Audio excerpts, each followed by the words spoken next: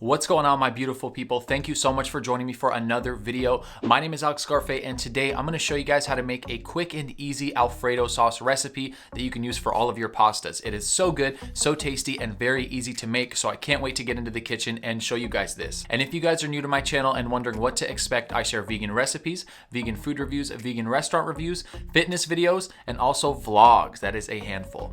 So if you guys enjoy that kind of content, please make sure to hit that subscribe button and click that notification bell so you never miss an upload. With that being said, let us get into the kitchen. All right, guys, so for this Alfredo recipe, these are the ingredients that I'm going to be using. I have mushrooms right here, 2 tablespoons of flour, 2 tablespoons of Miyoko's vegan butter, 2 cloves of garlic, and we have 2 servings of some whole grain pasta right here, and 1 cup of unsweetened and unflavored soy milk. So first, we are gonna put the butter and the mushrooms into the pan, and then we're gonna add the garlic and the flour, and the last thing we're gonna add is the soy milk and wait for it to thicken up. First things first, spray some avocado oil, added our Miyoko's vegan butter. Then we add the mushrooms, stir them around for a little bit, let them cook up.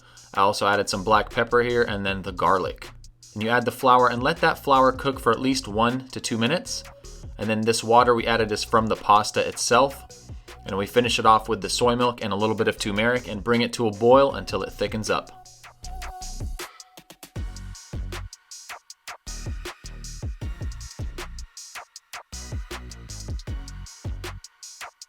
All right, guys. Let's get to munching. You let it come to a boil and that sauce gets nice and thick. And as you can see, it is thick. Easy Alfredo sauce from scratch. It does not get much better than this.